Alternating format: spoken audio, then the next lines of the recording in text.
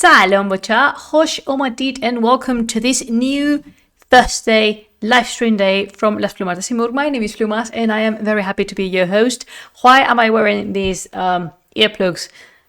You might think because I want our relationship to be transparent, bcha. And the reason why I haven't started earlier, like 3 minutes earlier, it's because I wanted to do a comeback to the original time when I started this Twitch channel. I think it has something to do with the time of the year, because March and April always make me so nostalgic back to 2020. I know it was a tough one for many of us, but on April 2020 was when I rediscovered my project and I opened again, like I started doing things with it. And by that I mean I created this Twitch account and starting doing the divulgación again. And before the streams, I was so nervous because, you know, back in the day, because now it's not really, it's like coming home to me. But before, I was so nervous that I always had to listen to something that made my heart pump and my blood run, like maniacally, that is. Because excitement is the drug I am on normally. And to do that, I used to listen to, and you might recognize this one, Magnum Bullets. Oh, look, the green things, oh, you're gonna see. So I used to listen to this one, like full volume, in order to give me strength and, you know, just bring myself to be in front of a camera live with what at that moment I didn't know will become my bacha. So that's the reason why I'm late. And I wanted to tell you why, because I think it's something cute and I always enjoy telling you these little things about, you know, what it is that I actually do. The lighting today is terrible. Wasn't that a pre-thesis era? No, I was fully embedded on my thesis back in that time, Uroku. I had to come back from Iran in December 2019, and then I was writing everything that I researched while there. I could speak Persian back in that time. It was a moment to be witnessed. I was able to speak Persian and a wee bit, not that much, but now that is unfortunately lost. And I also did some other things, like I used to tell you, Bachar, what was it that I was drinking. And I remember I started all my sessions by telling you, this is the tea we have for today. And I was not self-conscious of speaking in English, because that's something I've done since I was 9, that I started learning the language. But I knew I didn't have the public enough, at least. I wanted to, but my English-speaking public relayed too much on my now deceased Twitter account. And I was very self-conscious about not having anyone come to listen to me in my English streams, which I never considered not doing. My project was born as a bilingual one, but I have this feeling that the written word, at least for the English-speaking audiences, is easier. It might be just me. It might be something that is completely off and a failed perspective, but that is my perception at last, not at least. And I was fearing I would speak for the nothingness and the vastity, immensity of the void. And even though my English live streams normally get like 20% of the people watching them, at least there's people, and you have become my regulars, and I'm so grateful for that, because I really not doing this for the numbers. I love the numbers, yes I do, but I'm not doing this for the numbers, because let's be realistic, I would starving to death if it was the case. That this channel is part of our heart now, as I said. Always, I remember all the thesis Mamodreta comments. Oh my god, like you should. My goodness, the Mamodreta. I can't believe that she's done now. I can't believe I'm a doctor. You know how much we used to joke, Serapis possibly remembers this, but how much we used to make fun of me becoming Dr. Plumas one day, and suddenly, kind of abruptly, because I had to move countries to join a new job. Yeah, the Dr. Feathers thingy. Yeah, I remember that. And now it's real, and it happened. I wouldn't have had it any other way because, again, I moved back to Spain and I have a brilliant job in which I'm thriving, I'm happy, and but still, it was like the part. I want to say that up to 50% of the self-defining narrative of this Twitch channel was my thesis, and now she's finished. She's not gone, because that ghost is gonna haunt me for eternity. She's not gone, but now a doctor. And it is ridiculous. It's utterly insane thinking about that. It has to be this month.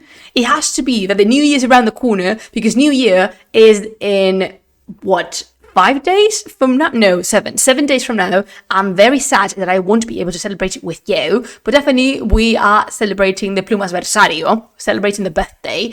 I don't know what I'm gonna do. Possibly, I don't know, I will just sit in here and I'll talk to you.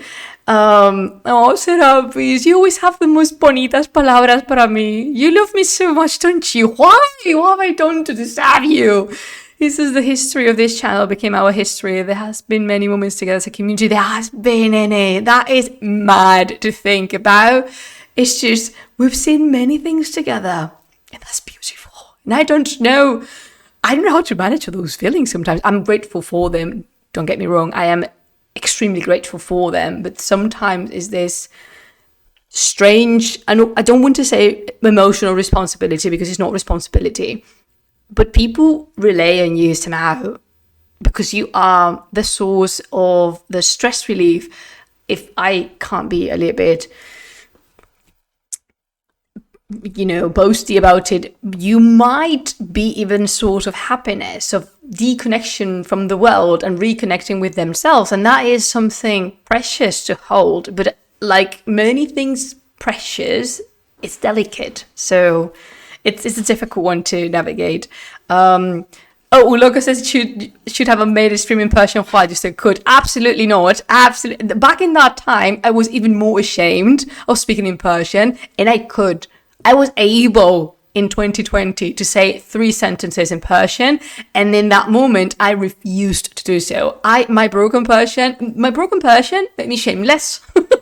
I mean, I was shameless already, but Umberto, he says thanks for starting the project because I wouldn't have started mine otherwise. That is, you don't mean those words, do you? Are you being true? Are you being truthful? Because that is a big statement, Umberto. Like, that is a big thing you said there. I know this might be finished, but the line of inquiry never ends. It never ends, Uloko. You describe it perfectly. It's just it's a void. It's a vast black pit in which you fall. The velocity of the falling may vary, but definitely never ends. Oh, Umberto, that is so big.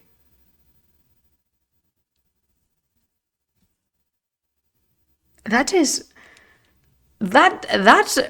in all honesty, I'm not...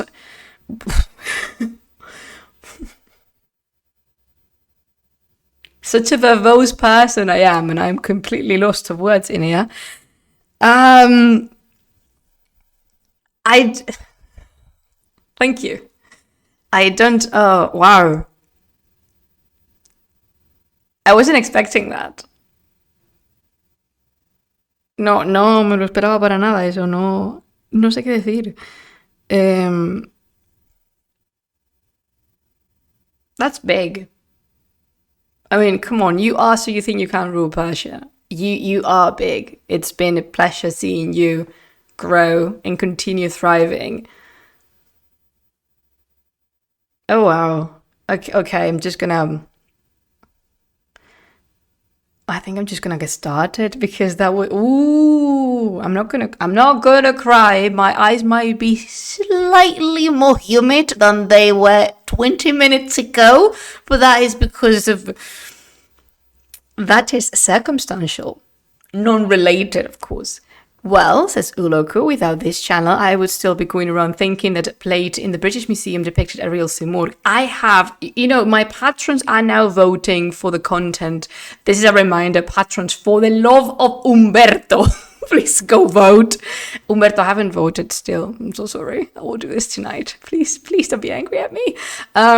Because I am their patron and Umberto is mine. Umberto's familia. He's become my primo or something like that. Excuse me, I'm going to try to do something with the light. I don't know if I'm going to fix it, but I'm going to try. Wait, una momenta, un segundo.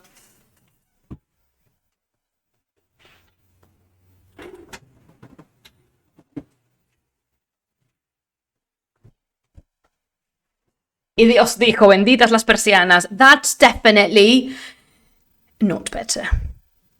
That is definitely not better. Damn it. I'll get the grasp of this lighting one day. And I wouldn't be asking half-eyes for final advice, which honestly I don't think you should. But that stays with you and Hafez, whatever you ask Osta de Hafez, Uloko is entirely your business. I'm not gonna say anything about that one. I just don't want any meddlings. I'm just the messenger, the deliverer. I don't want anything. Nope. But seriously, thank you to all of you, and especially, I know this is, I mean this in a very nice way, but you don't know to what extent people like Serapis are dear to me, because they've been, like he says, he's been here since the very first moment, like nosotros, Pichu. So many people have come and gone, which I understand, that's life, but the people that stayed for 4 years, every single week, that is, wow, that's a lot. That's a lot, Bacha. And no, Serapis, que me va a hacer usted llorar. He says, during the pandemic, discovering your channel was very positive. Social media and the news were terrible and full of uncertainty. Today is past, and I was just waiting for the next live show. Our community, and I emphasize our, delved into incredible topics and stories thanks to you. You awakened our curiosity. Que te como la cara, Serapis, por Dios. Que me vais a hacer llorar. I wasn't planning on crying on camera today, I just cried once, I think. Once for sure, which was the death of Fereidun, and I cried. And I'm kind of happy I did, because Fereidun means so much to me. But I'm not gonna cry anymore. And no. Basta. Deténgase, Serapis, deténgase. And I am... Sorry, I thought the jinn were talking to me. You know what? Since this microphone retained just my voice and captured only this voice, the fact that you cannot hear what's happening around me, it's hilarious, because I really must portray myself as a mad woman. Because, of course, I turned because there was a noise and some words that you didn't hear. Loca. Por un beso tuyo. Okay. So, soppiness aside, which I love expressing, by the way, I am a very, very intense defender of expressing the beautiful sentiments, not just the ugly ones. Thank you for being here. That's it. That's Do you like me mug? It's Eva. Eva from Wall-E. Have you watched Wall-E? If you haven't, you should. No soy Rose! Speaking of the devil and speaking of the OGs, if there was ever one, my vizier, good after Jin to every demon. Hi, no soy Rose, 43 months. You're a madman. 43 months subscribed to the channel.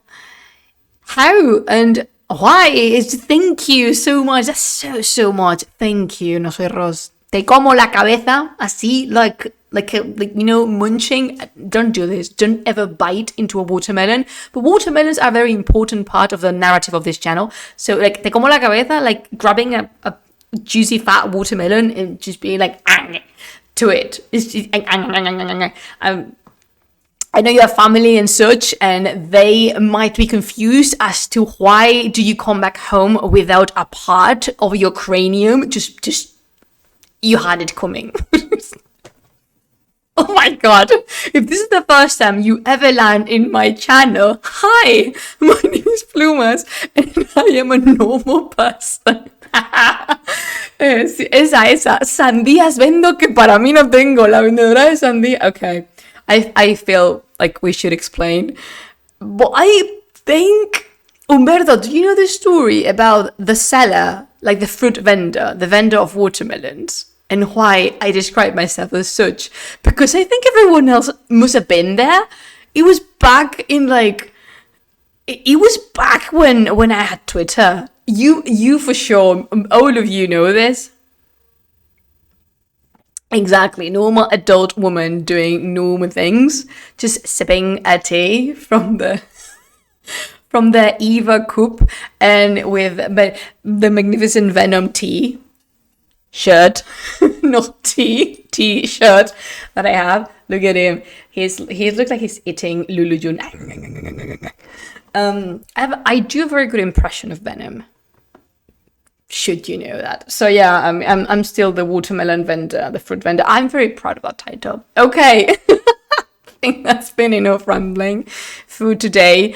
But I really love talking to you, Wacha. This gives me life. You tell me that my channel gives you so much nice energy and that this community makes you very happy and welcome and accepted. You do that to me multiplied by 100. So yeah, we have too many stories as a community. Yes, one day we need to come all together and I need to type them as you tell me the stories and the pieces of lore, because there's so much. There's so much. Like we could create our little anecdote booklet. Something like that. Ahoy, Captain! I am late. Twitch telling late when is watermelon season. Every season is watermelon season, but normally August. August is a watermelon season. Not because it is, but because it's when I need a wee bit more, chilling and do the Plumas-nāmeh. I love that, the Plumas-nāmeh. Ay, qué bonito, me encanta.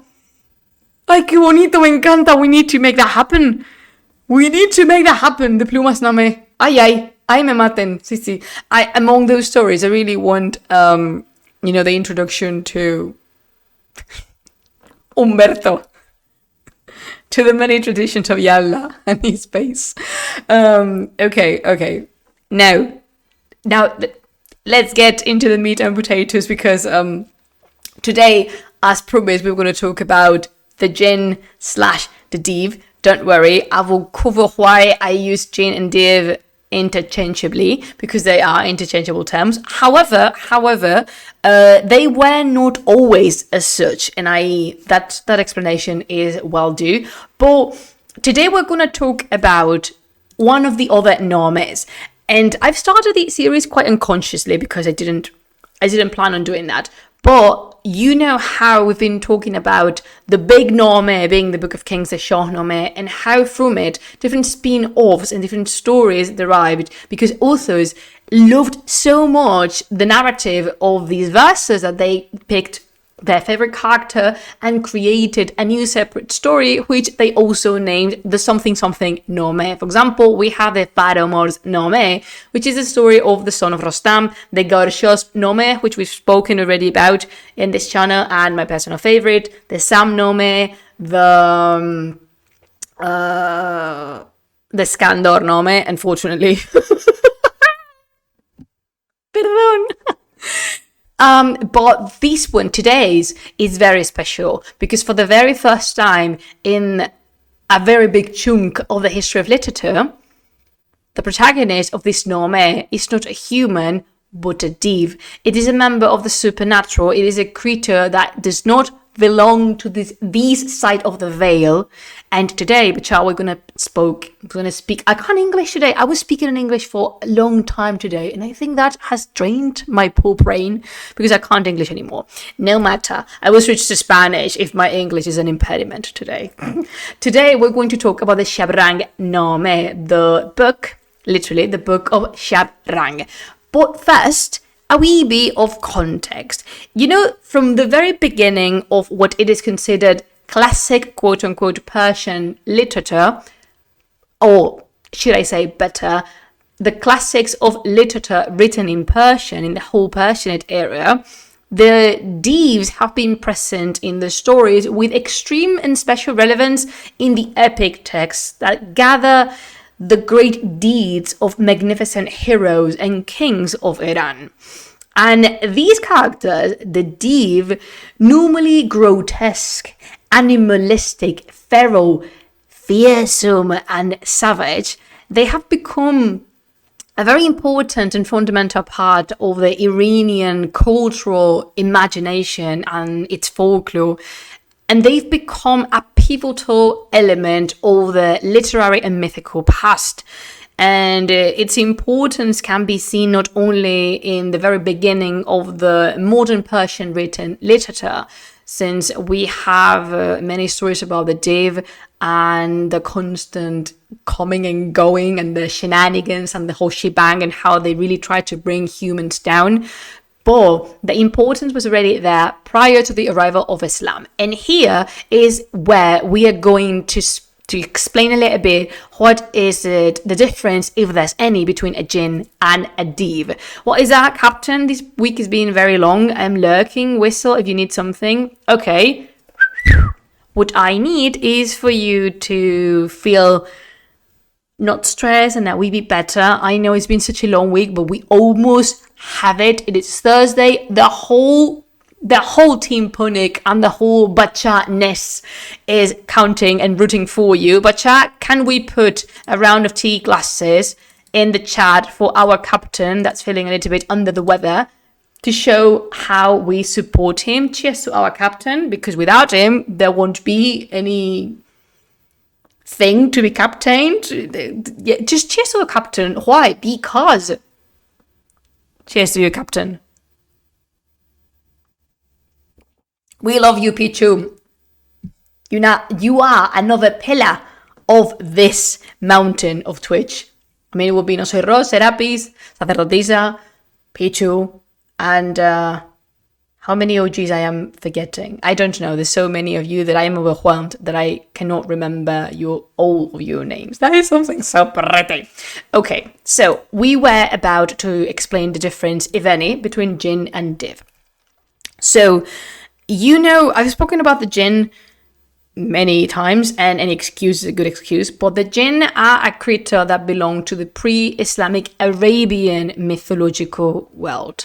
And they are these occult creatures, these dwellers of the other side of the veil, and they can be translated as many things. I've seen giants, monsters, demons, quote unquote, con el demon, cuidado, warning, careful with the demon, because I can talk about that in a way bit. And this jinn, when Islam arrived into the Persianate, into the Iranian plateau, they shared unconsciously a lot of similarities with a previous creature that existed there, which are the daevas. The word div is a derivation in modern Persian from daeva, the Avestan word. The daevas are originally they were just agents of chaos and agents of anger, mind you. If you want to listen to a little bit more of that, you can listen to a special episode that so you think you can rule Persia. So that I was invited to with our beautiful, lovely Sariel and Umberto. And I can't find I can't find the episode, but you can find them here. And we spoke a lot about Mazdaism, and I, of course, tiptoed around the Daevas because I can't be shut up. Not even Sariel and Umberto can do that. Nobody. No, there's no creature in the world that could shut me up. I will die while I'm speaking. And the Daevas as agents of chaos were seen as something very familiar, and therefore the word Div and Jinn starting to merge until there was produced this thing that we call religious, mythological, folklorical, anything syncretism. Syncretism is where two concepts just merge into each other and become a new one that gathers elements from everywhere, from the both original path that originated a new one. So in this phenomenon of religious syncretism, the Daevas became the Divs, and the Divs became the Persian word for jinn. So at the point these big Nāmehs were written, the word jinn and div, they're interchangeable. They're meant the same. They are the same creature. They refer to the same creature, and it became just a matter of translation. Div means jinn, and jinn means div. That's the reason why I use them indistinctively, because it's fuerza de la costumbre, it's out of habit. Old habits die very hard, and I cannot snap myself out of it. So originally, you should call them divs, because that's what the original word was. But if you call them jinn, there's no problem. Is an orc a goblin? Of course not. No. No, goblins are their own people. I have a very intense opinion on this. Oh my god. Oh no, Bichu, no.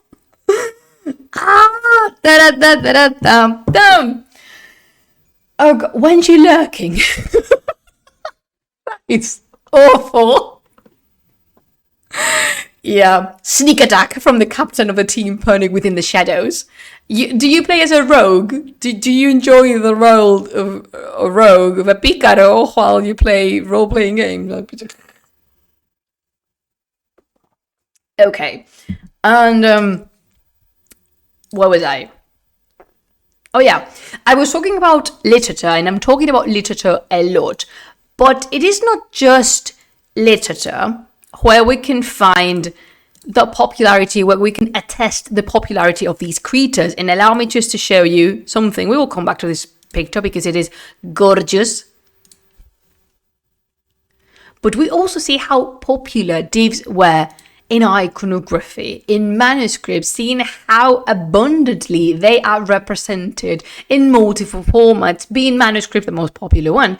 And look how many divs. Unfortunately, the many times the div are represented, often it is for the hero, in particular, the protagonist that is on duty that day, to smack the Frank Sinatra out of them, like we can see in this picture. Okay, so this is the teacher, the teacher Plumas in here. Do you remember who this is? Do you, by any chance, know? Because, again, I said this in Spanish, and it is true. You can take Plumas out of the university, but you cannot take the university out of Plumas. I mean, I was a teacher for so many years, and I love that. I love the interaction with the class, you being the class in this case. And I want to know, do you perhaps remember who the gentleman on horseback is? It is alright if you don't. I don't expect you to, but you might. These from Cancun, Britain, I have to say. Yeah, I know you know, no sé, Rose. Uloko has a very good point. He says they seem to resemble the Japanese Oni, and that is because Chinese iconography, and possibly the influence of Japanese iconography on the former, had a very strong impact in Iran with the arrival of the Mongols and the relationships with the Chinese dynasties, because there were a constant exchange of not only goods but people, ideas, art, music, and yes, Chinese iconography can be attested in Iran. From the 14th century onwards, there is sort of a swing to Chinese style. And in fact, when you talk about manuscript, often you see the landscape specifically referred to as in Chinese style, the Khatai style, because how cool does that sound? In Persian, the Chinese are called the Khatai or Khitai. Doesn't that sound like a land that belongs into an epic fantasy saga? Because it is incredible. Oh yeah, definitely, Pichu. He says many staple creatures have variant on different cultures. Absolutely. And so the word for naming them merged. Syncretism is a thing. Yeah, absolutely. But I think Uloko was pointing out more towards the visual dimension of them. Because yes, I've seen Jinn or Div translated as ogre. But these don't look like the Norse ogres, for example. Oh, Umberto asks, is that from where the Karachitai come? Allow me to check. Oh, yeah. Yeah. The Khitai is a word of talking about the Chinese. Yeah. The black Jitai. Or the Khitan, because it depends on... Apparently in Chinese, I'm reading here, that in Chinese, the pronunciation is different. So I think because it was like Chidan, and then that derived to Khitan and Khitai, and that could be, yeah, that is so interesting. Yeah, from the people of Khitan, the nomadic people from the northeast Asia. Yeah, somehow. And there's, yeah, do you see how the Iranians are? They really rely on like ancient names. The Chinese are the Khitai, the Greek are the Yunani, and they make zero effort. Let me tell you, they make zero effort on getting to know their neighbors. They keep on referring to them as the Parthian, the Saka, and the Khitai. Why? Because it's easy. Because we have that one. We're not gonna bother. I don't go by that name anymore. I don't care. You're gonna be Yunani until I die. No. Oh my god, I'm really loving this live stream. I'm really loving it. So you can see that even though...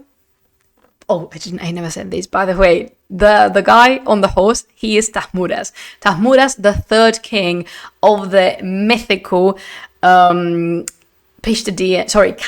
dynasty. The Pishtadian starts with Kaikobad. And what he's doing is avenging. He's avenging his grandfather, Siomag, that was killed by the Black Deep. And as you can see, the revenge cycle is a thing in the Shabrang-nāmeh, regardless of the moment. Because, well, my name is Tahmuras, you killed my grandfather, prepare to die. And I am smashingly taking my revenge. Because I have a mace in the shape of the head of a bull. And I'm going to bull thrust vengeance out of you repeatedly by force. They're big brutes, aren't they? I mean, I love them, but they're such big brutes. I really like Tahmuras, but how do I explain? It's well, they have their charm. I promise. Tahmuras was charming, and he has this beautiful scene in which the jinn are the ones that teach him how to write, and that implies that scripture is something otherworldly and magical. We're not talking about the Shabrang-nāmeh. Plumas, vuelve, come back. We're talking. Okay, sorry. I really like Tahmuras. That's just it. Yeah, you and everyone else, except for the jinn that is receiving it with its forehead. I reckon. I know. So you can see that the div/jinn have the very stapled physical characteristics. We have very recognizable features with the hair, the body covered in fur, the faces between this animalesque / humanized face, the biped? Biped? How do you pronounce that word? You know, that walking in two legs. Is it biped or beep? Two-legged, basically. ¿Cómo se dice bípedo? Aparta, bípedo. Yeah, but how do you pronounce animal with 2 feet? Biped, apparently. Okay. Metal Gear. Solid Snake.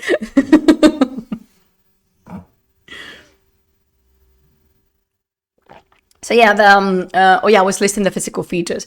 The biped, they have fur in all their bodies. Normally, the sexual attributes are exaggerated. They have tails and horns like dragons.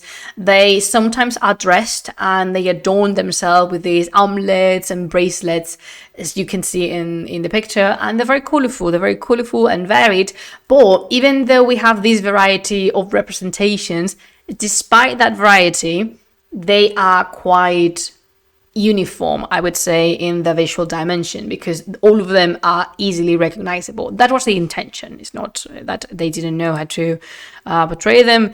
And among the div, I may save this for later.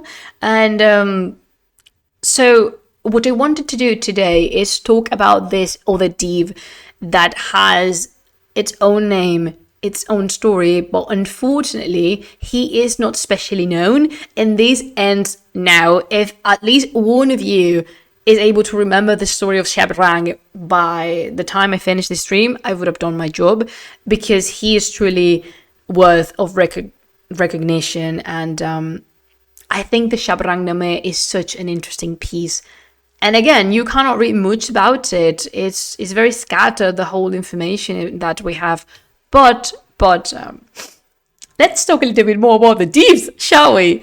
A very important div, and I'm not gonna, sorry, I know that this puts you in a lot of pressure, so I won't do this again.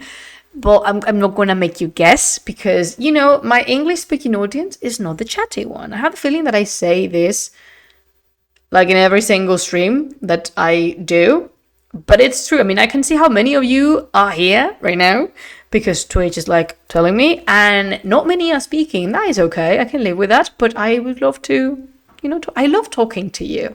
And but I know my chatties. And they're not here today. Well, Uloko is here. He's one of the chatties. So, this div. This is div sapid, literally the white div. And the imbecile sitting coated in red in front of him, blinded, is Kai Kavuz.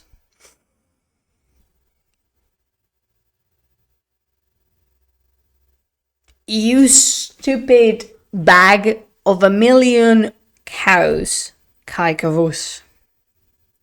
Okay, I'm not gonna say it. Okay, so the div in the mythological folklore of the Iranian background represent the creator. They are the creator for excellence inside this universe.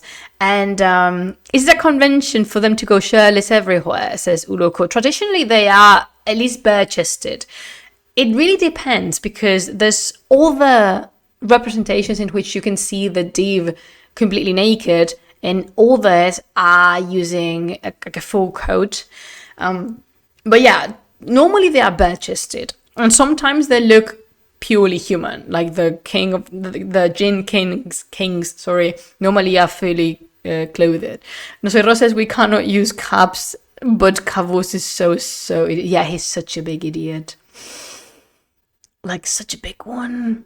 Oh, makes me mad. Makes me so mad. But we're getting there. We're looking for the kid overseers.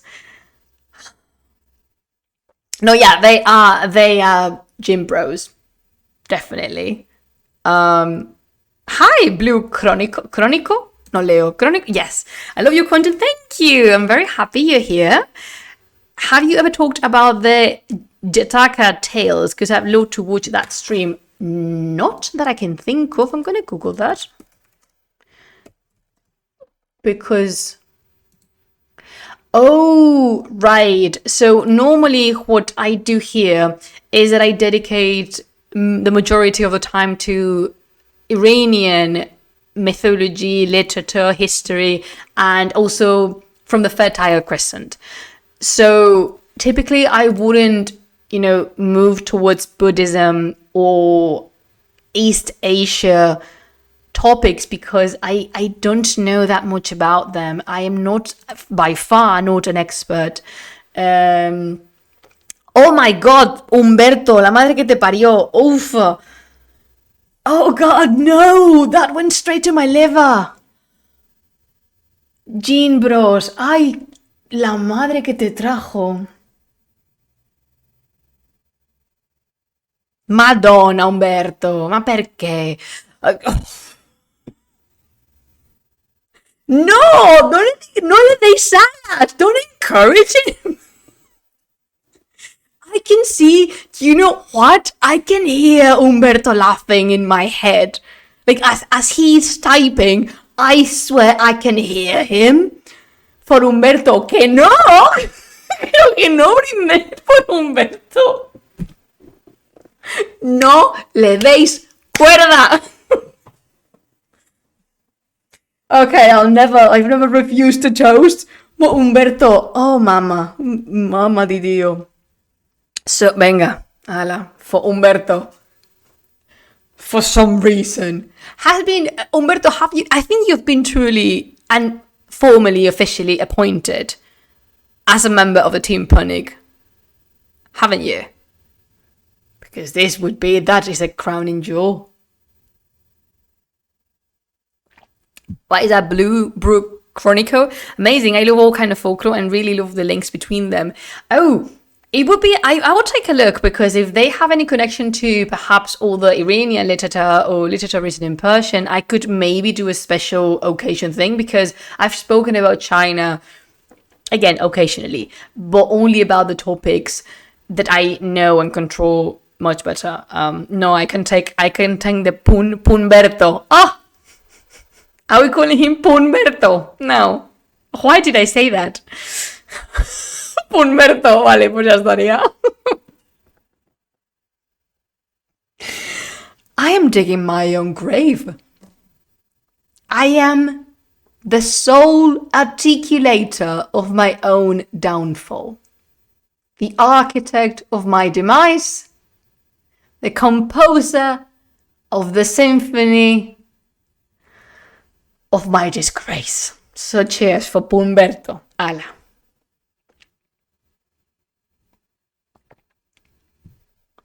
I'm sorry, Chronicle, I'm not ignoring you. It's just I need to, as you see, I don't know if this is the first time you're here, but as you see, I have a flock of idiots to attend. From them, I am the biggest one. I am the biggest idiot there is. So, I will then have a look at the Yataka thing is. It sounds interesting. Alright, so like Punberto has left the chat. he's so like overwhelmed with everything. I don't know if you've been officially appointed. Maybe you have. But alright, in the name of the vizier, the captain, the priestess, and by the rightful hand of the scribe, as the secretary is our witness, Umberto, now you are an official member of the Team Punig. Congratulations. I should have some fanfare to celebrate that. When I learn how to use Twitch after 4 years, I will incorporate everything. But for now, I'm just okay. All right, let's continue because it's going to be a long one, this one. I was saying that the Div are the monster, the supernatural creature by excellence in the Iranian folklore. And regarding the translation, I said that you can see them as demons, although I would tread carefully around that word, because you can also see ogres, giants, even ghosts, although they're not ghosts, absolutely. And sometimes the word jinn or div might imply a synonym of Iblis in the Arabic tradition transmitted to Persian, which is Satanas, who is El Diablo. And but why am I saying that you should use the word demon, not that often? It's because the demon, of course, the demons in Islam are strongly influenced by the demons in the Christian and Judean tradition. That's for certain. But I don't like using demon because I feel demon has its own very specific connotations, meaning when I think of demon, I think of Lucifer, morning star, falling angel, or I think of Azazel, or like these demons that are demons in the Christian mythology, and those are not really that similar to the jinn or the div, because demons exist to tempt and punish the souls of the sinners, whereas in Islam there is of course jinn in hell that torture the souls of the sinners, yes, but also the jinn and the div exist in the world because they're part of God's creation, and they dwell in the natural world, in these liminal areas that we cannot have access to, sometimes at home. Like, they're in the normal daily life, they exist, they are conceived to be around, and they're not demons. They can't be evil they really can't be evil and wicked, but they're not demons. They don't serve these greater purpose. And believe me, many of them have much more interesting things to do than go about their day punishing or like biting the toes from a human. I don't know what demons do. So yeah, that's the reason why. So divs in the Shabrang-nāmeh and generally in the mythological folklore, that's not what I wanted to say. In the mythological imagination, they represent the antithesis of human beings. And like any other creature that is a source and a fruit from the darkness, they acquire these terrifying shapes in order to make them, like, in a first glance, you can identify them with the most profound of your terrors. In this iconography, like I was saying, you can see that this is quite an unsettling view. Yes, for certain, I like them because I am a fan of the grotesque. But let's be realistic for a minute. Talking about mythology, but let's be realistic. The sight of a 3-meter tall creature covered in fur that simulates the one of a leopard with claws, sharp teeth, ears and horns coming your way, I would be dead scared. And that's why they have these aspect, this appearance, and sometimes the sexual attributes are exaggerated in size, and there's multiple elements you can add to your iconography to make them look not human. They have this anthropomorphic take on them because they're still biped, equal number of limbs, but still they are not like a human being with paws, sometimes hooves, claws. And this is not exclusive of these illustrations because the texts also emphasize the difference, both physical and spiritual. And why am I saying spiritual difference? Because in the Islamic thought, the jinn and the div can be believers of a religion. Which one? Whatever religion they want to. Normally, they would be Muslim, but we have excerpts of Christian div or Jew div, or like, I don't know, they could even be, it would be very strange because they know God has created them.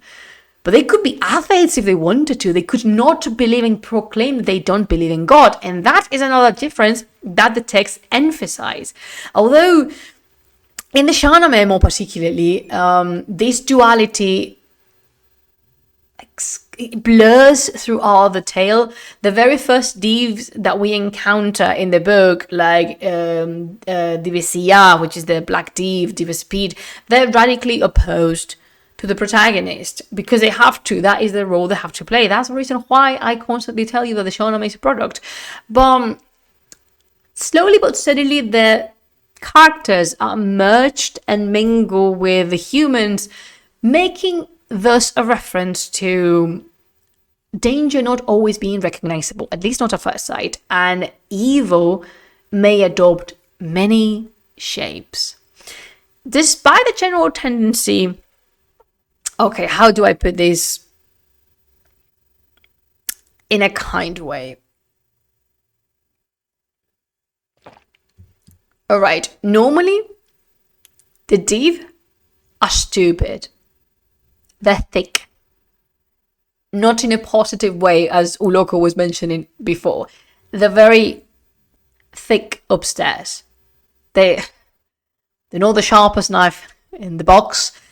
They're simple, brute, and smart is not the, like, intelligence and thinking is not the strong suit.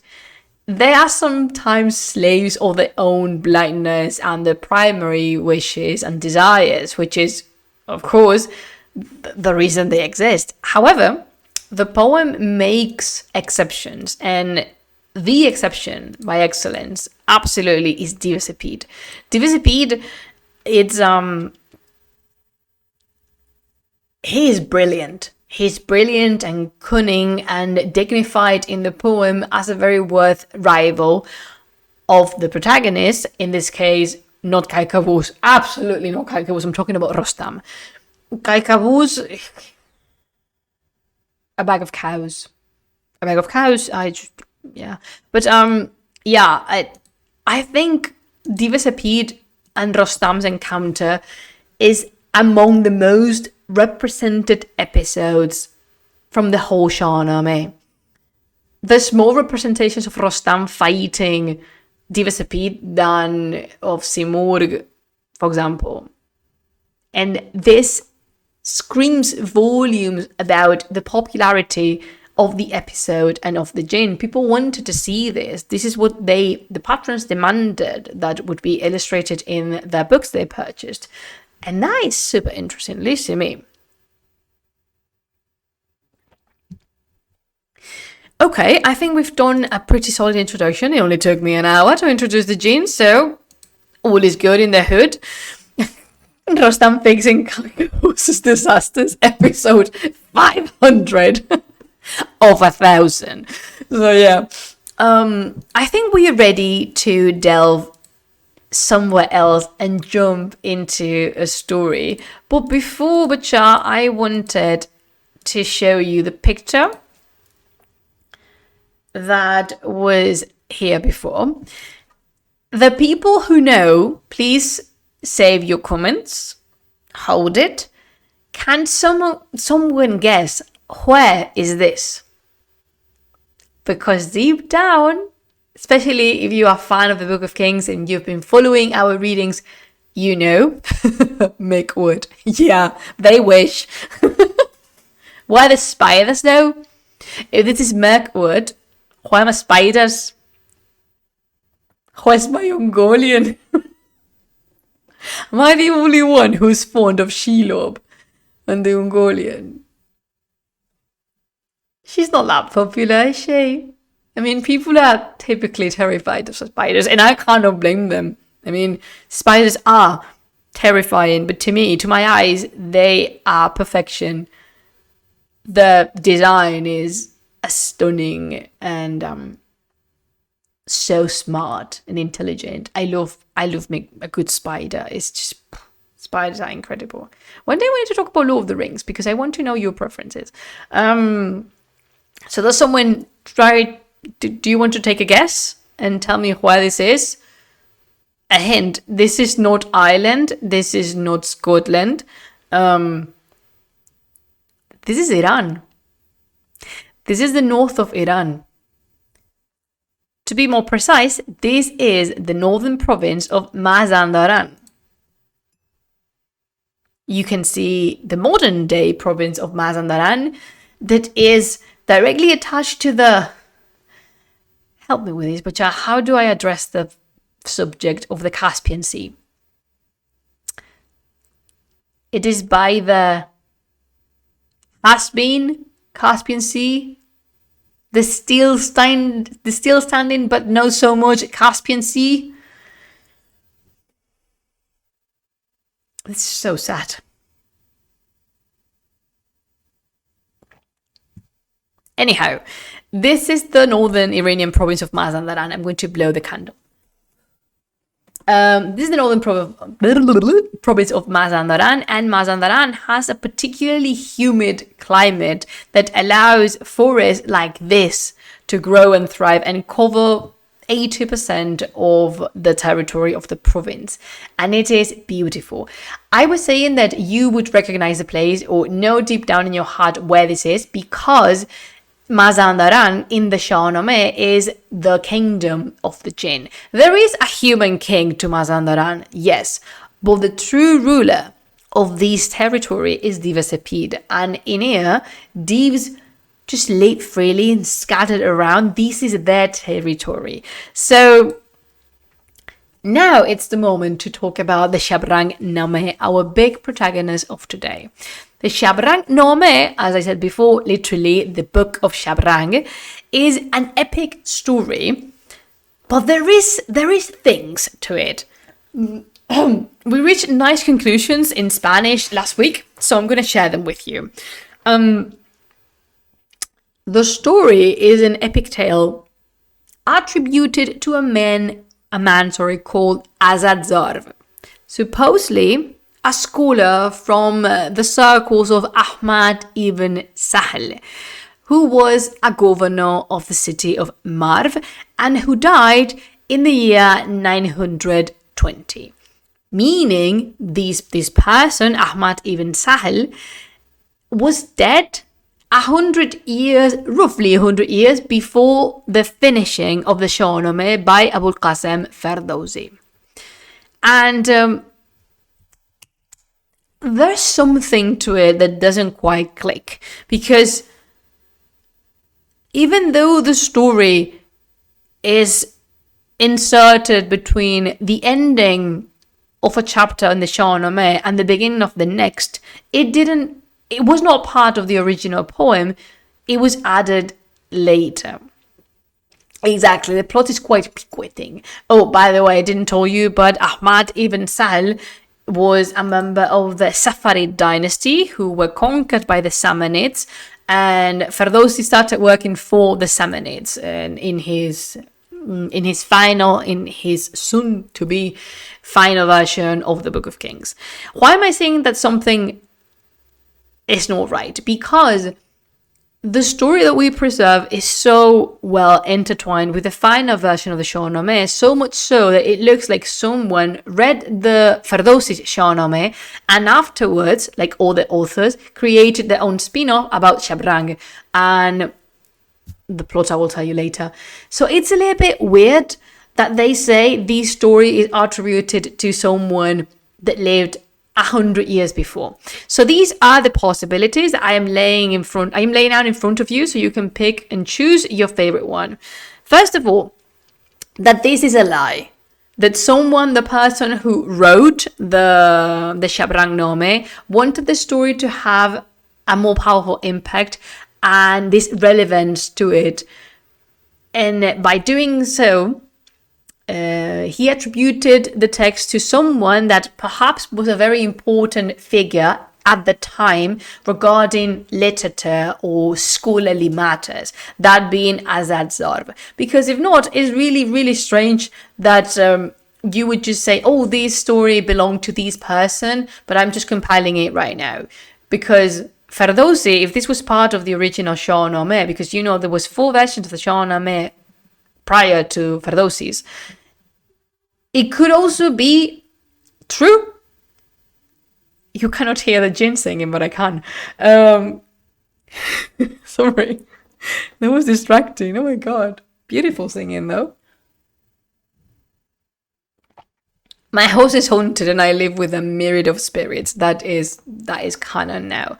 So it could be that the same as this person wanted to attribute their work to someone in the past in order to present it with an aura of respect.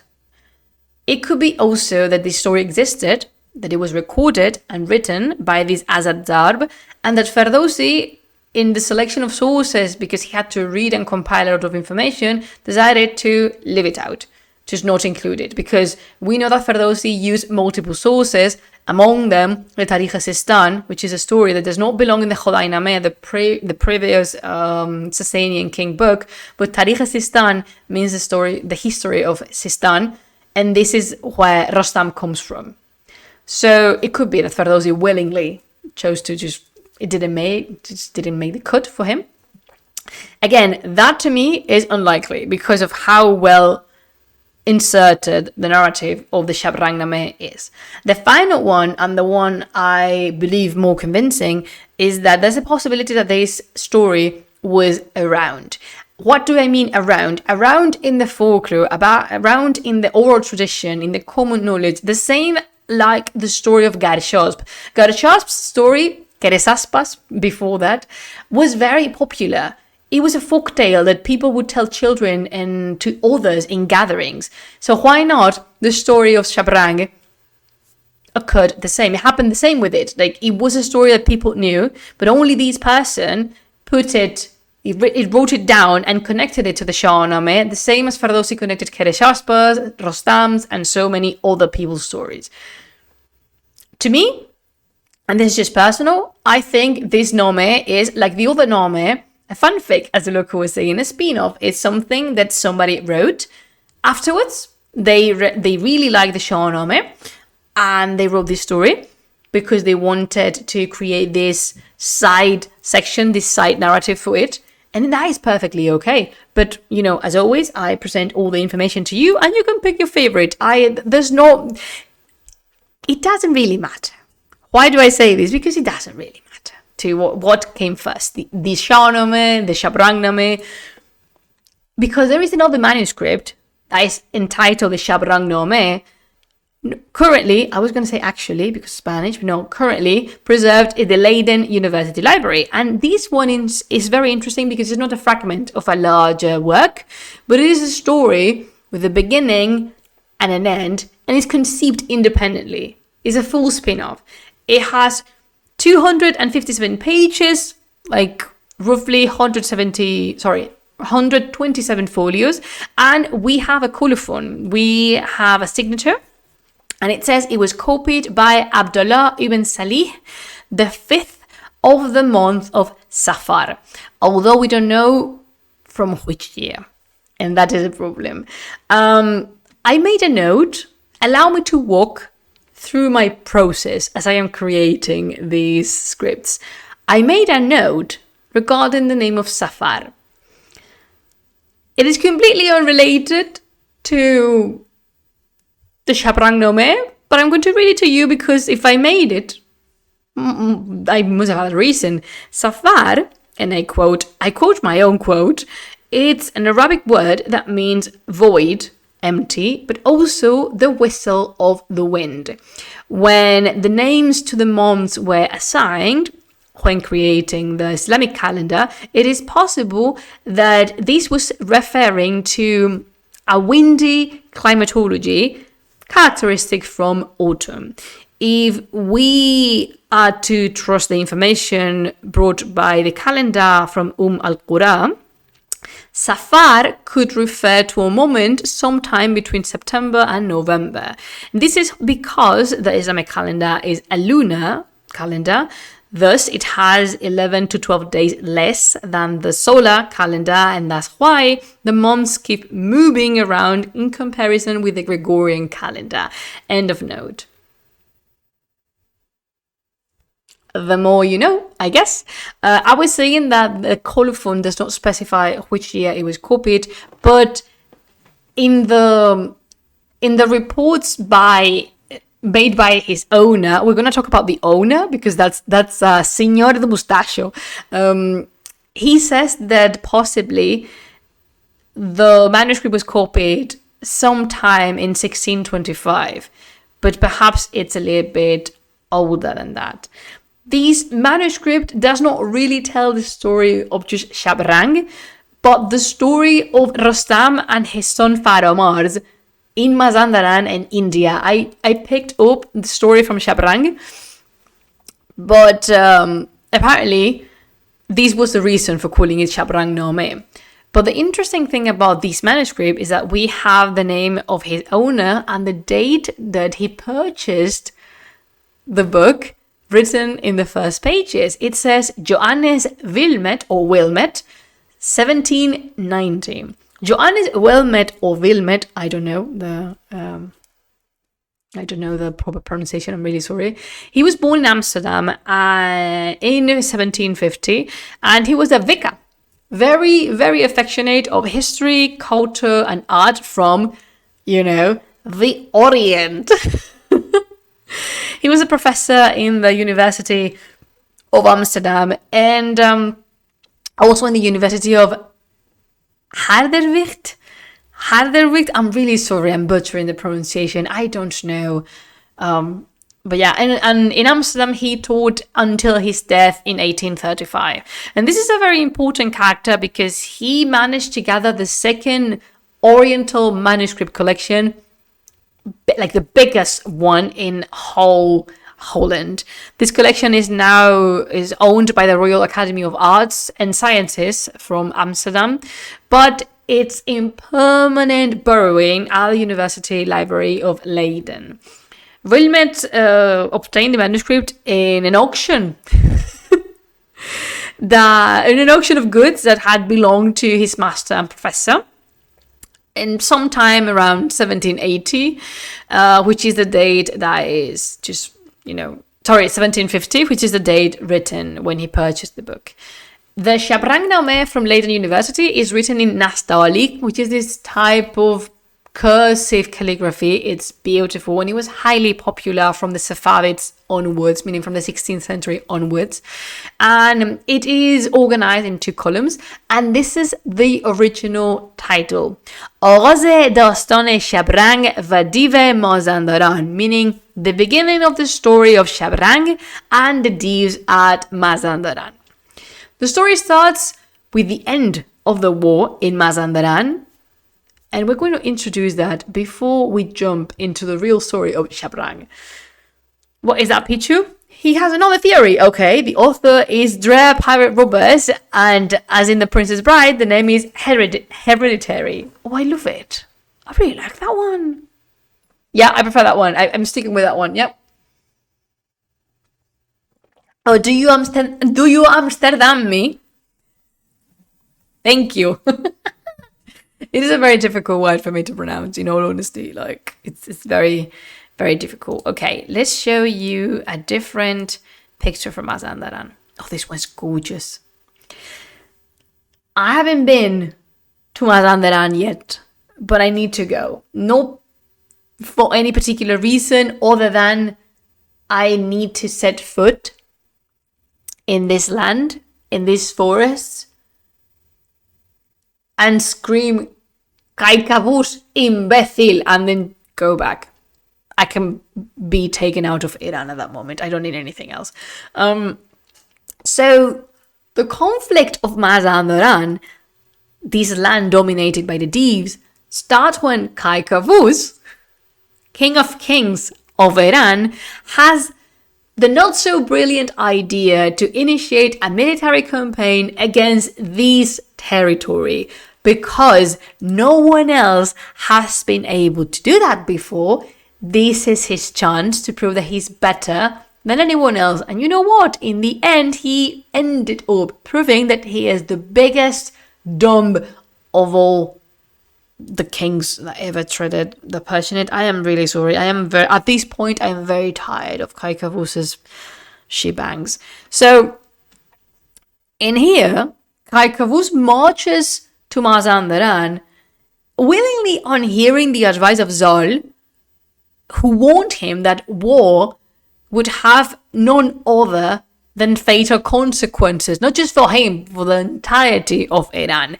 And do you remember Zal? If you don't know who Zal is, first of all, you should...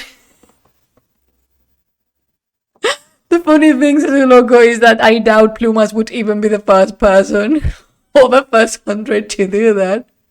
Oh, Humberto! Shabrang-nāmeh, the book by Ricky Martin. Shebang, na na na na na. Yeah. Oh God. Oh my God, the Shabrang-nāmeh. Me vais a matar entre todos. Where was I? Oh yeah, I was saying that for those of you who don't know Zal, I invite you to listen to the readings of the Shabrang-nāmeh that I do regularly on Twitch. You can find them on iBooks and YouTube. And thank you, Mr. Rose. And he is the White Prince. He is the foster son of the bird Simurg. And you miss Zal. I miss him too. But he's still around. He's still around in this world. And do you know who I miss? Therapis. Do you know who I really miss?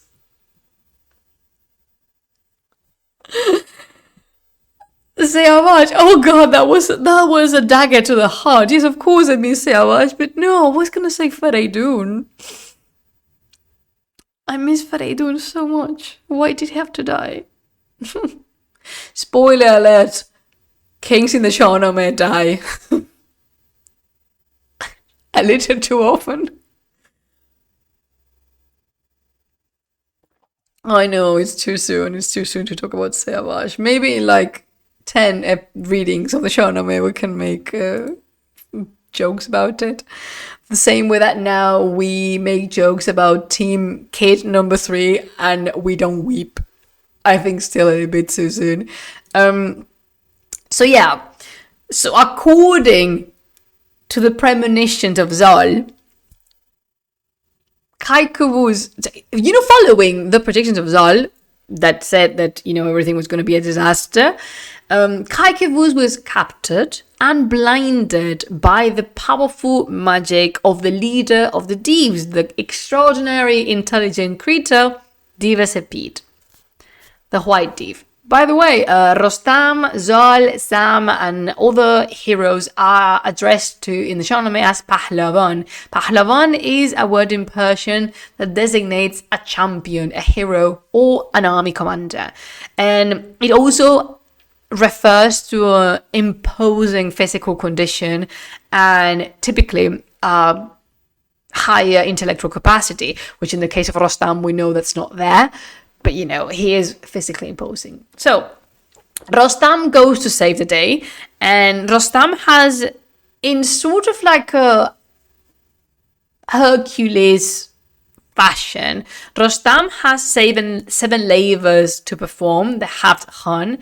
And he finishes them in the campaign in Mazandaran because he performs the 5th, the 6th, and the 7th final one in this conflict. First, he confronts Olad, not Olad, which I don't think I'm pronouncing it right. And he is one of the champions under the service of Divasepid. He captures Olad and he traps him with a lasso. And he, like a horse, you would do it like with a horse, like by the neck. And then, in an attempt to save his life, he offers to help Rostam with his tasks.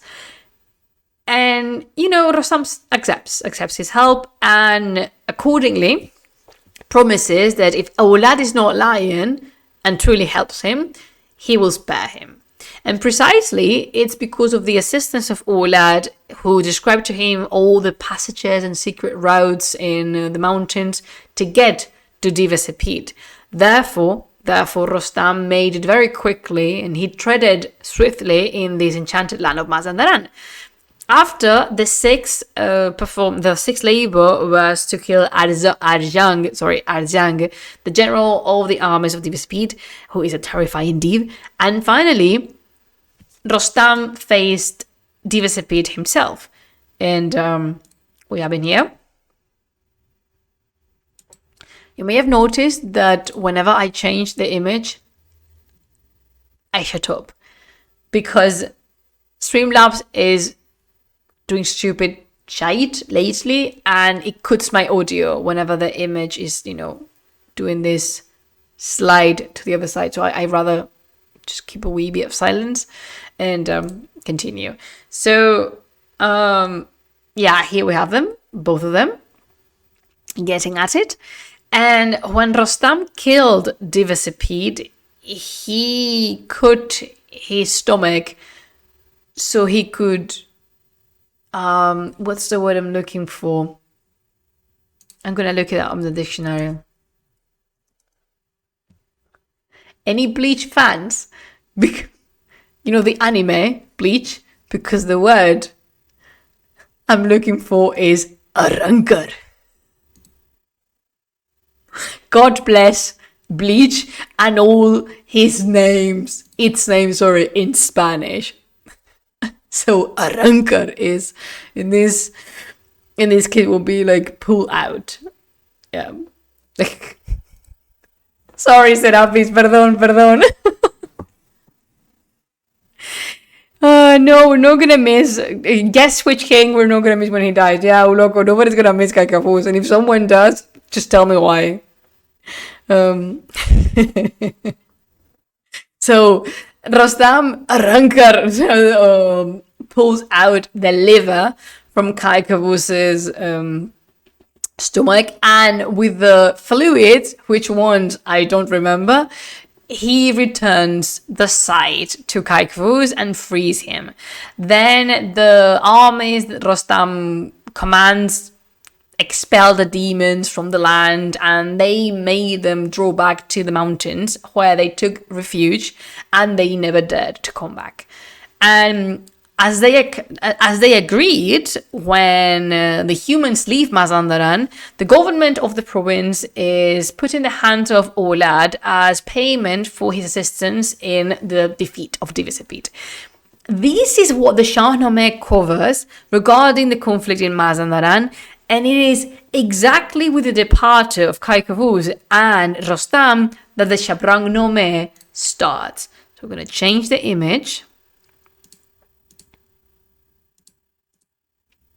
I'm going to use this one.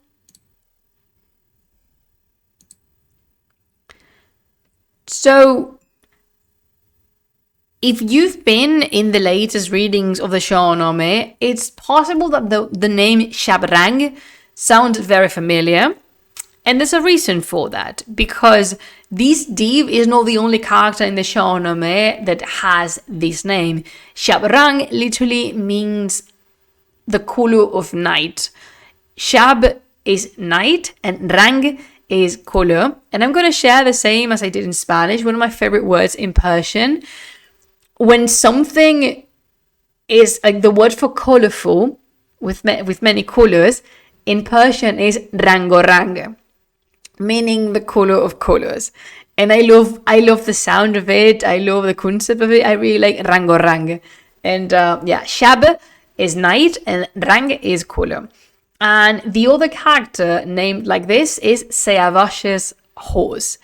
I know it's too soon. I said that to Serapis, but I don't know if you remember Shabrang. Shabrang, when Seavash knows that he's going to die, he goes to Shabrang and frees him and has this very beautiful, moving scene of saying goodbye to him. He is also the horse he conquered the fire ordeal with. You know, when he had to traverse the wall of fire. So Shabrang, the horse, is also super important in the Shahrnāmeh. Horses in general are very important in the Shahrnāmeh. So back to Shabrang the div. The story of this pitch black furred div starts a little bit earlier with his mother, Mahyar. So Mahyar was a woman, a concubine of Divasipid, and she was, that's a surprise. Hello, Moraib. How long not seeing you here? Are you alright? ¿Estás bien? Thank you for your subscription. 27 months subscribed to this channel. Oh, thank you. I didn't expect that. Qué majo es. Ahí está.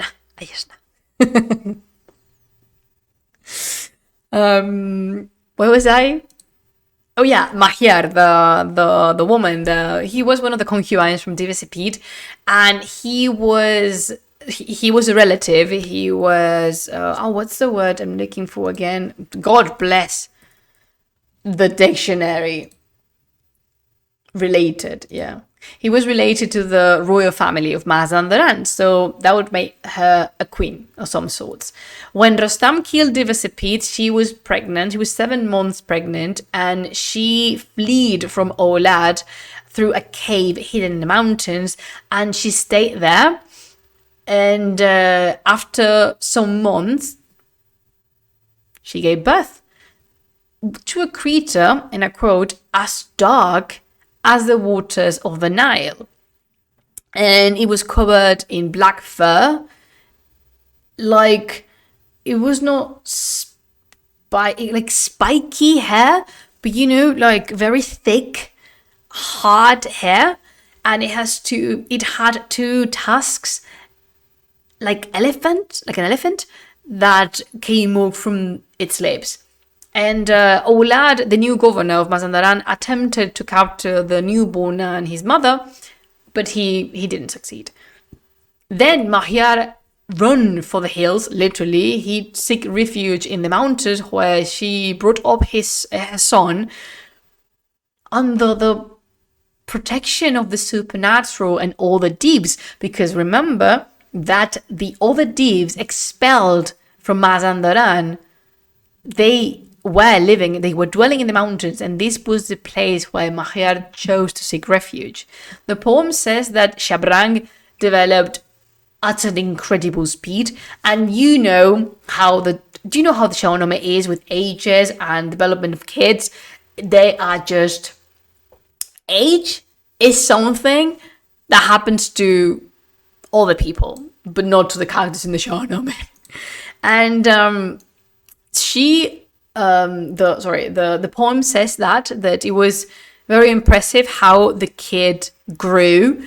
By the year, he was perfectly formed, like an adult, and 10 years later, he was, and I quote, as large and powerful as the Alborz mountains. Of course, this is a figure of speech. Shabrang was not as large as a mountain, but it means, physical prowess, and he was a big boy. That said, he was a very big boy.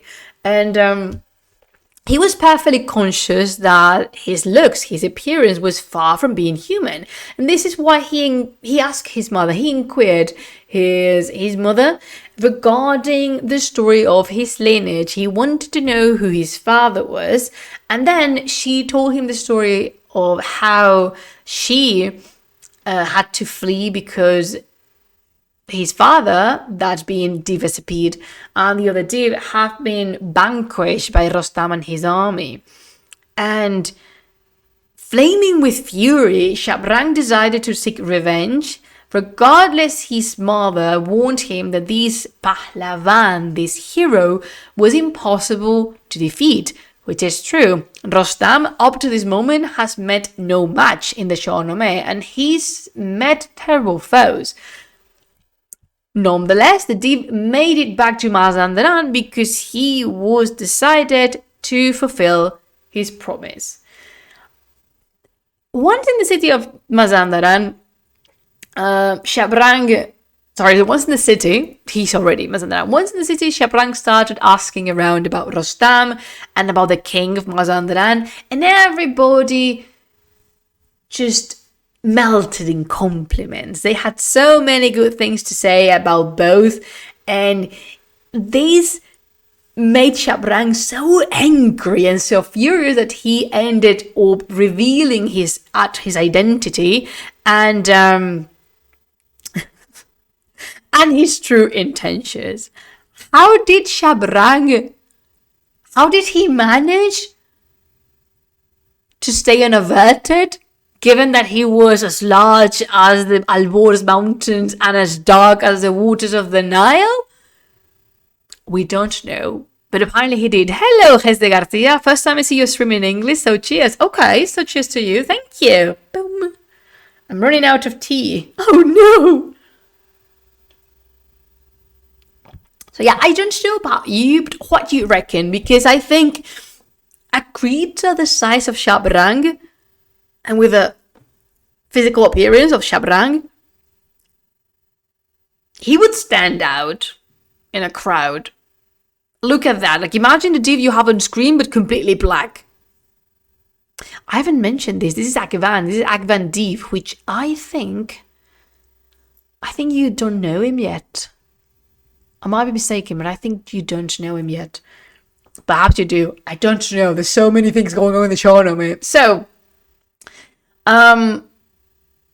meanwhile, Olad, that knew that Shabrang was in the city, he sent messengers and negotiators to the div. Multiple of them, but the div have zero to none intention to negotiate anything. He didn't want to. He killed many of the king's champions until finally Olad himself confronted Shabrang personally. And Shabrang, proving that he was the son of Divisipede and he had supernatural force and strength, he split the head of the king of Mazandaran in two, like a watermelon. Jesus. And here is the plot twist, okay? So Shabrang just murdered the king of Mazandaran, and the people of Mazandaran, what they do is crown Mahyar the new queen. You know, the mom of Shabrang. Like, you just killed our king brutally, I may add. So we're gonna make you mom queen. How does that sound for a normal Tuesday? And they reminded everyone that she was related to the Kayanian dynasty. Therefore, she must have the far, which is the right to rule. This is this glory that bestows upon the owner the right to rule. Did Mahyar have the far? We don't know. But this is how it happened. Then Shabrang became the commander in charge of the armies. And this is a mixed army. We have both div and humans. 6 months after, Mahyar and her son had prepared an army powerful enough as to march upon Iran and definitely claim their vengeance upon Kaikavuz and Rostam. However, this is alright, so the last bits of the poem are plot twist after plot twist, which only emphasizes more the idea that I need this in any format. A novel, a comic, an animated series, a film. I need this because it's so entertaining. Alright, so Olad, the late king of Mazandaran, had a son, and this son's name was Zanga. So Zanga had managed to escape, and he ran to Iran to warn both king and Pahlavan, meaning Kaikavuz and Rostam, that he just told them about Shabrang's intentions. Rostam boastfully claimed that he had purged Mazandaran from divs before. He would do that again, and he marched upon the land and the northern territories, accompanied by 2 other champions. Bijan, you don't know Bijan yet, but Bijan is among my favorite people in the Shabrang-nāmeh. He is a gem. We love Bijan, and I am just excited for you to meet him. And then his own son, Faramars. By the way, I'm going to make a little digression in here, because apparently I am known for my hate towards heroes, which I am very happy to clarify at this moment for the 4 people watching me. I don't hate heroes. I only hate 2, Rostam and Gilgamesh. That's it. I don't hate anyone else. As I just said, I love Bijan. I love Zol with all my heart. I love Fereidun, Manusher, Tahmuras, Kayumars. All of those are heroes, and I'm very fond of them. Iskandar is not a hero. I'm sorry. He's not. I refuse to see him as a hero, even though he could be considered as such by the Iranian tradition. But I don't know. Iskandar is Iskandar. So with that today, I really wanted to mention that because I don't hate heroes. I just hate two. Those two. No, I hate Gilgamesh. He is a massive, stupid idiot. I hate him so much. I hate him, his manners, his lineage, his... I was gonna say his mind, but he doesn't have one, so... The poem, however, the Epic of Gilgamesh, is pure beauty. I really like it. But you need to... Alright, so you're asking this because, Geze, you are... Rostam-Gamesh, madre mia. Because you're new to the channel. My favorite character in the whole Epic of Gilgamesh is Umbaba. So you may understand how I feel towards Gilgamesh. Umbaba is my pal, my pana, my parce. Gilgamesh had no right to do what he did.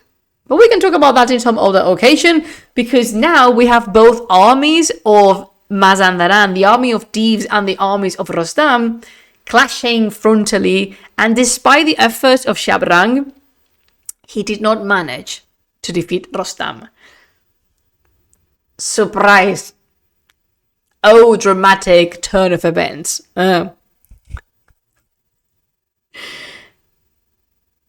Nevertheless, Rostam didn't manage to kill him either, and Shabrang escaped.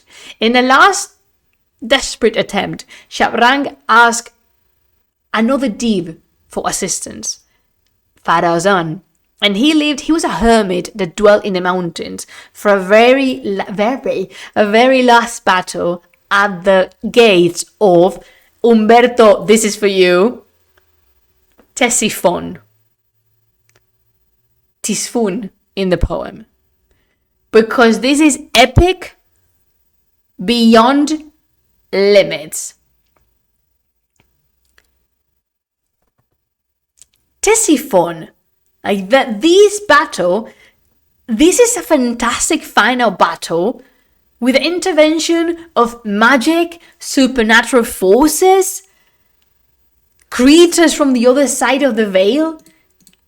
Whenever I think of this, no joke, seriously, no joke about it. When I think of this battle, what comes to my mind is the last battle, this alliance between humans and elves at the skirts of Mount Doom.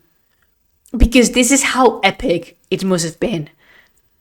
We're talking about an army of humans commanded by Rostam, his son Faramars and Bijan, against an army of Thieves. How epic is this? At the gates of Tisfun. Could you take a sip? This is metal. I need this. I really need this.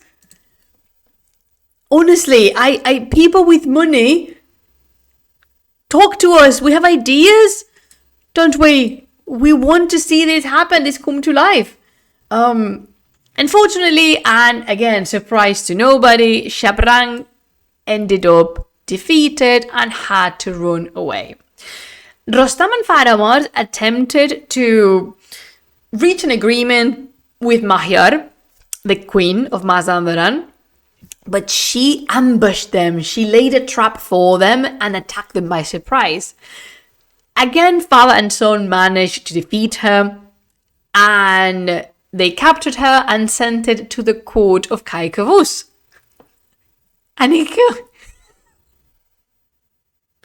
here's the final plot twist. Kaikavus has a son. His name is Bahram. Sorry, I'm really sorry. Kaikavus, Mahyar is sent to the court of Kaikavus, and then, you know, Gudars, the hero of the Shabrang-nāmeh, his eldest is Give, but then he has another son. His name is Bahram, and he fell in love with her, and he asked permission to Rostam and Kaikavus to marry her, and they said yes. So the story ends in a wedding. in a wedding celebration. Like, this is some chick flick from the noughties. I'm not even kidding about this. So Bahram ends up marrying Mahyar, the half-sorceress queen that attempted to murder Rostam. It doesn't matter, does it? This is why the story ends. And, now, that officially makes the Shabrang-nāmeh a romantic comedy. Yeah, it is. It is a chick flick. It's wonderful in it. I don't have an explanation for this. It's just, this is wonderful. Before we leave, you may be wondering, and Shabrang? What of him? What happened to him? We know nothing. We know nothing about him after he disappears from battle while he was facing Pharaoh Mord. None of the manuscripts may recall that this creature ever existed by the end of the story. And until new chapters are discovered or new fragments appear, the destiny of these colored as night Div will continue to be a mystery for all of us that once learned about his story. But my hope with this live stream was that at least now you know of him, so you can maintain his memory and come up with an ending, should you be pleased to do so. Or perhaps just pass on his legacy and keep on telling his story, because let me tell you, this is among the most amusing Nāmehs I ever had the opportunity to study. I haven't read it because I can't. There's no translation. There's no official translation of the Shabrang-nāmeh. But this is fantastic. And this is everything I have for today's live stream. Bacha, thank you so much for accompanying me. And I don't know if you have any questions, but that would be about it. I have loved it. I've loved every minute of it. And I'm very happy. Furthermore, before I leave, I mentioned this in Spanish, but I didn't say it in English. This topic was offered to my patrons many times, and there was one of my patrons, hi John, that always voted for it because he really wanted to learn about the Shabrang-nāmeh. So this goes especially for John. Thank you so much for your sponsorship and also for choosing this topic. And there you go. Apparently, Gesde Garcia says that in this account, meaning his, we love Gilgamesh and request an audience with the Sultan to clear his name. Unfortunately, Geze, I must play the Queen of Kings card. In this account, well, not in this account, I personally despise and loathe Gilgamesh, but you pretty much, you're very free to love him if you want to. Go about, enjoy your preference. I have no intention of clearing his name because I don't really think he deserves it.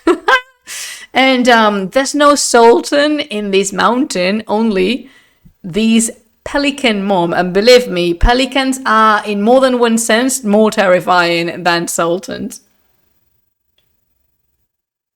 So, Bacha, that would be about it. No, I'm not a queen. I'm just a pelican mom. And a fruit vendor. A watermelon merchant.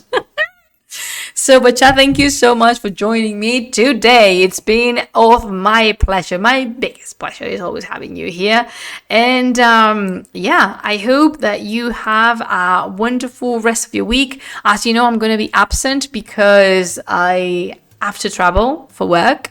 But I'm hoping I will be back for April. When? I have no idea. But if you want to keep on the loop, you can either join our Discord server, our Telegram channel, or if you want, you can support this project on Patreon, because that is where my biggest activity is.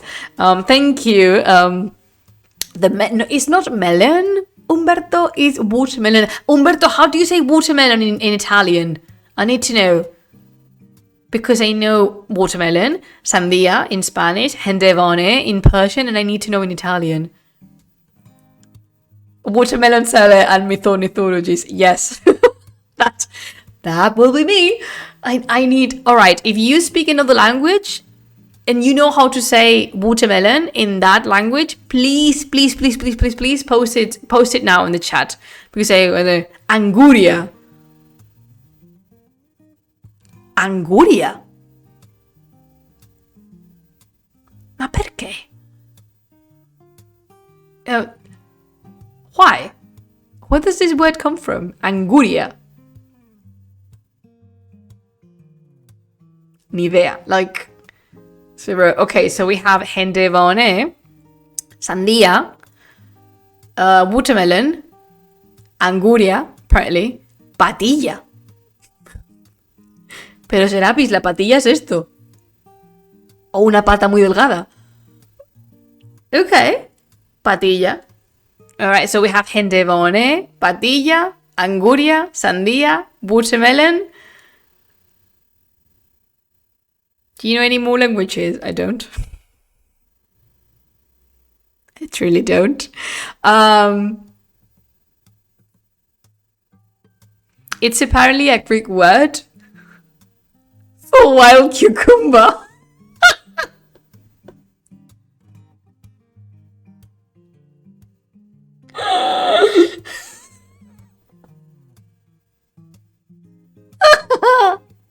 I'm sorry.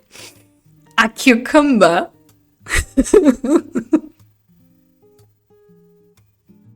Oh my god, so many jokes and I can't make none of them because this is a family-friendly channel.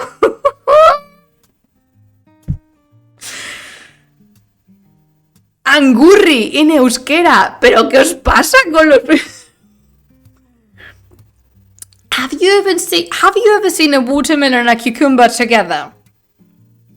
Just asking for a friend.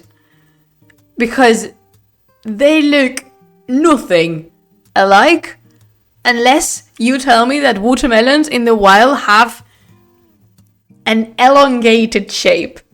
So many jokes. So many jokes. We're not safe now. We're not safe. So many jokes and I can't make none of them. Okay, I'm gonna go to make all these jokes off camera to Bob. Like, I need to get them out of my system. I am this simple. Unapologetically simple. Apparently they grow into whatever shape you put them in. Oh, look at them tease me. Oh my god, so many jokes, so many puns, quips, jokes.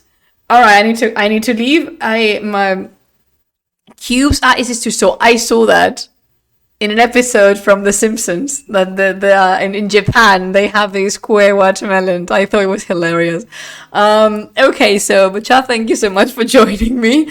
Now I'm off to tell wild cucumber related jokes to my fellow Bob, and